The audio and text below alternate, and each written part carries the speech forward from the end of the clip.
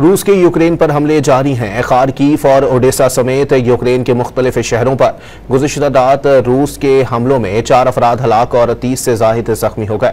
रूसी हमलों में कई इमारतें और गाड़ियां भी तबाह हो गईं। यूक्रेन के हुकाम के मुताबिक रूस ने गुज़िश्ता रात मुख्तलिफ यूक्रेनी शहरों पर 15 ड्रोन हमले किए, जिनके बाइस शहर रात भर धमाकों से गूंजते रहे। यूक्रेन के मशरिकी समय रीजन में 2 अफराद हलाक हुए। जुनूब में ओडेसा रीजन में ज़ेर तामीर रिहायशी इमारत का सिक्योरिटी गार्ड हलाक हो गया, जबकि इमारत में आग लग गई। हमले में कई गाड़ियां भी जलकर तबाह हो गईं। जनूबी खारसून रीजन में भी रूसी हमले में एक शख्स हलाक हुआ। रूसी हमलों में 30 से ज़ायद अफराद जख्मी भी हुए।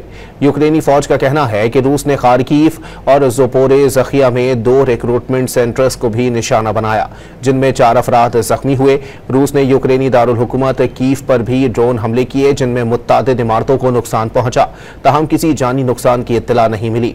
यूक्रेन के दूसरे सबसे बड़े शहर खार्किव पर रूस की जानिब से ड्रोन फायर किए गए। यूक्रेनी हुकाम के मुताबिक हमले का निशाना शहरी आबादी थी।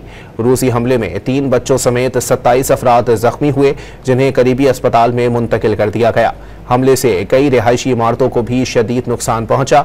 हमले के बाद शहर में इमदादी कार्रवाइयों का सिलसिला जारी है।